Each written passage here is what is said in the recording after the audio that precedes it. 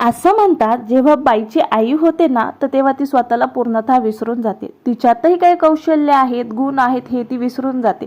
पण मला तर फारसं हे पटत नाही, कारण की जेव्हा आपली मुलं मोठी होतात ना, त्या मुलांसोबत आपण आपल्याही विविध गुणदर्शन किंवा आपल्यातल्या वेगवेगळ्या कला दाखवत असतो.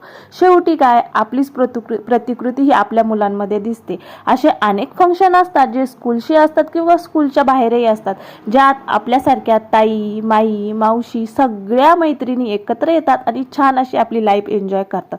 इथे असणारी प्रत्येक स्त्री ही घरातलं सासू सासरे दीर नंदा सगळ्यांचं करून आलेली असते, परंतु हा तिच्यासाठी मिळालेला जो मी टाईम आहे ती आनंदाने एन्जॉय करते. आणि हा मी टाईम आपण नक्कीच एन्जॉय केला पाहिजे.